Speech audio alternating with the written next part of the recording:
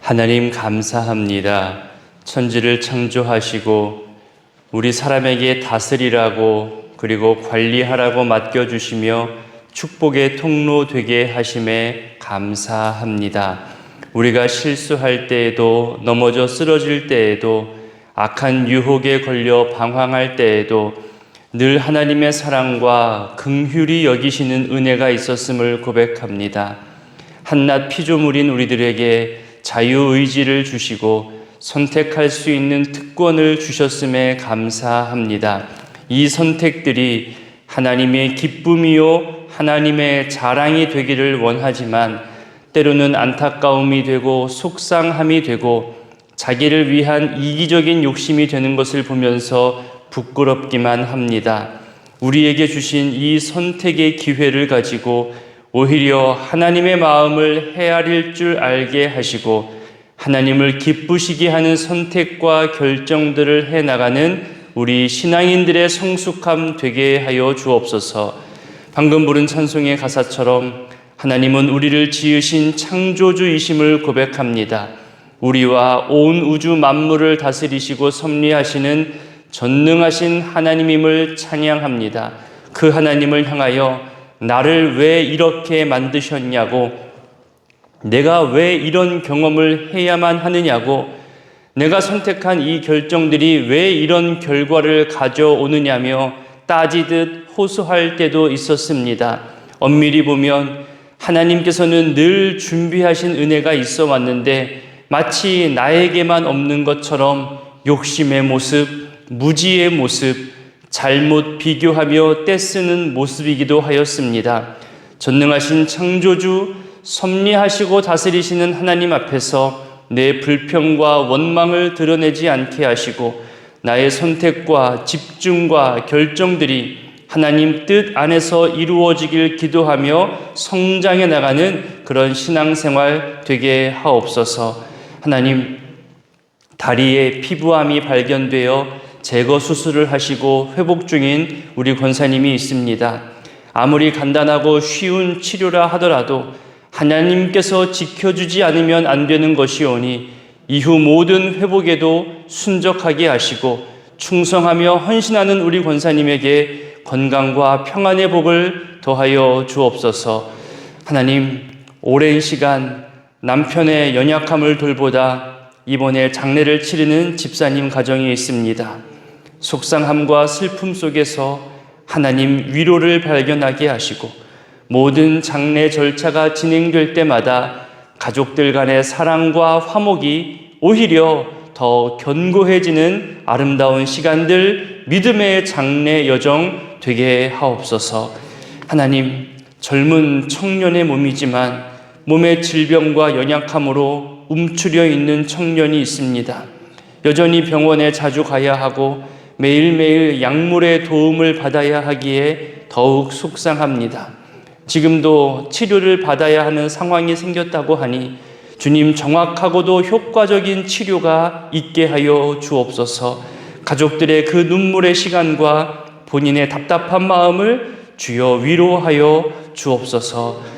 지금도 세계 곳곳에서 그리고 우리나라 이곳저곳에서 전쟁과 자연재해와 여러 사건 사고로 인하여 소망을 잃어가는 사람들에게 다시금 일어설 수 있는 기회들이 있게 하여 주옵소서. 모두가 넘어져 쓰러지는 중에서도 하나님께서 붙잡아 일으키시며 하나님 은혜가 흘러가고 있음을 드러나게 하여 주옵소서. 하나님, 이 새벽에도 주의 전에 나아올 때에 일천번제의 예물로 드리는 손길이 있습니다. 매일매일 준비하여 드리는 습관과도 같은 이 귀한 그 마음을 주님 기쁘게 받아주시고 하나님께서 받으셨다는 증거와 흔적이 그 삶 속에 드러나게 하옵소서. 이제 말씀 앞으로 나아가오니 주님 말씀하여 주시고 오늘 하루를 감당할 힘과 쉼과 은혜의 말씀 되게 하옵소서. 함께 하실 성령님을 의지하오며 예수님의 이름으로 기도합니다. 아멘. 오늘 본문은 로마서 9장 19절로 29절까지입니다. 로마서 9장 19절로 29절까지 한 목소리로 봉독하겠습니다.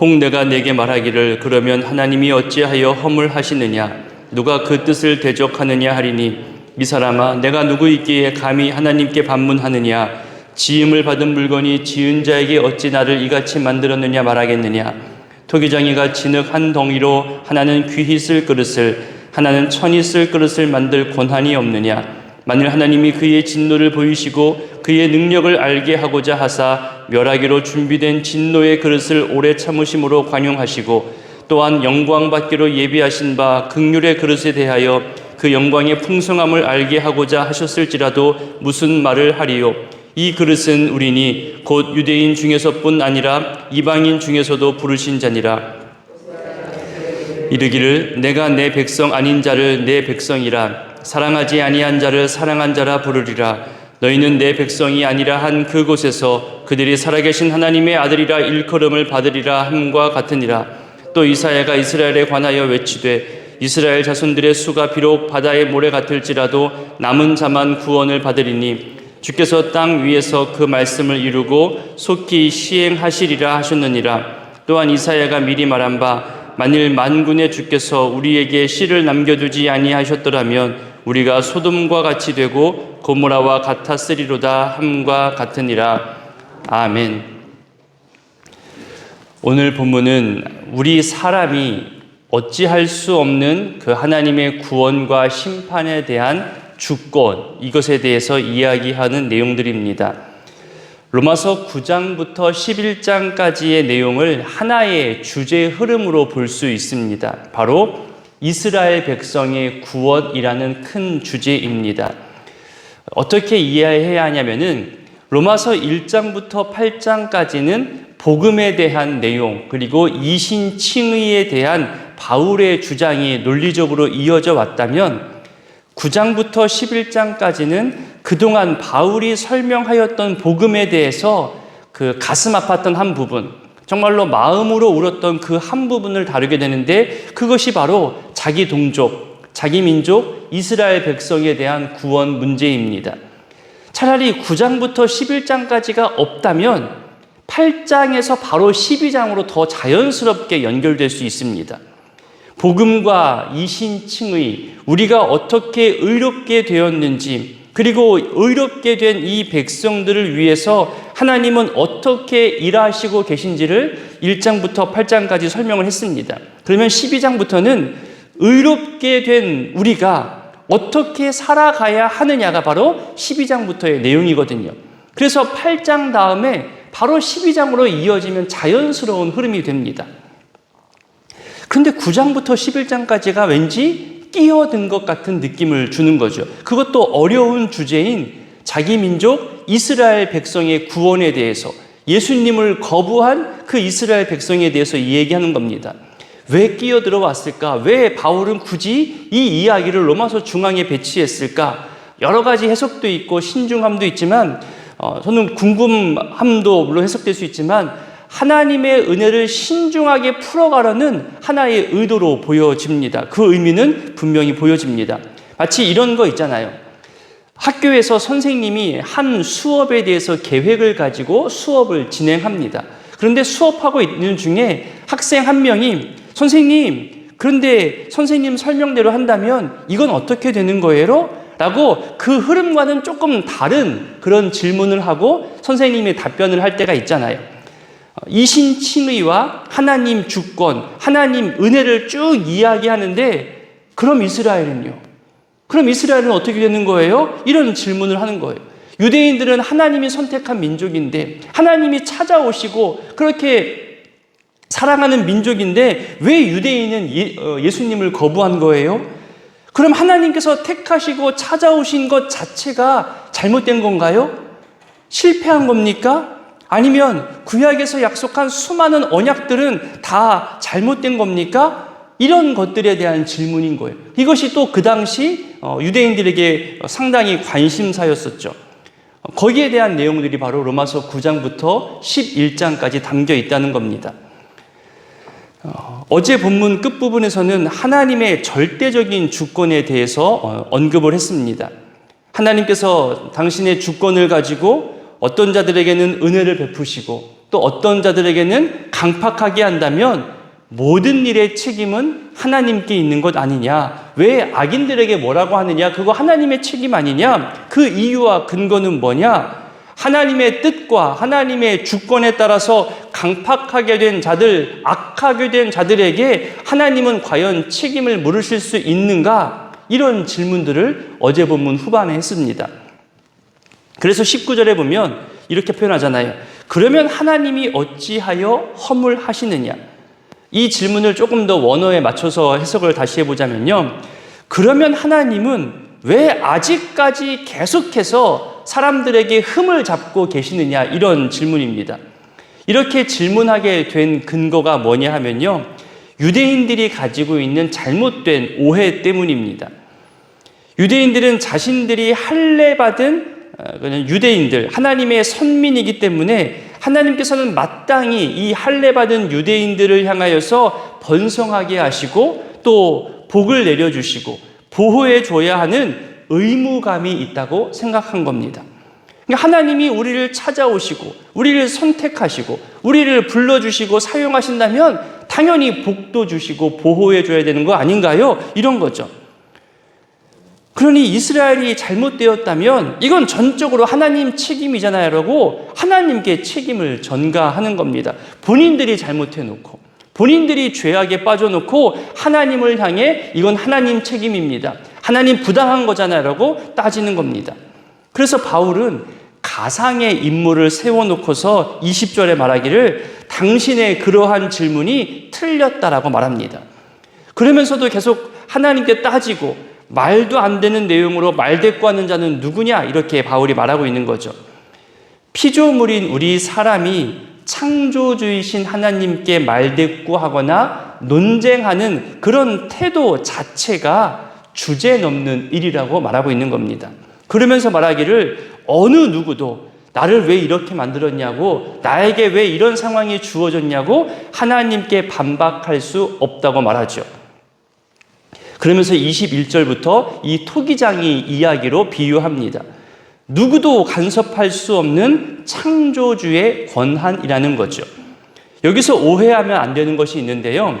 토기장이 비유는 우리와 하나님을 설명하면서 창조주와 피조물이 정말 질적으로 다르다는 그 차이를 말하고자 하는 것이지, 마치 하나님이 우리를 진흙처럼 아무렇게나 사용한다, 아무렇게나 대한다, 이렇게 해석해서는 안 됩니다. 하나님께서 진흙으로 그릇을 만드실 때 일부러 못되게 만들고 일부러 악하게 만들어서 그릇을 깨트려 버리고 멸망시키려고 악하게 사용하려고 그렇게 그릇을 만든다는 것은 아닙니다.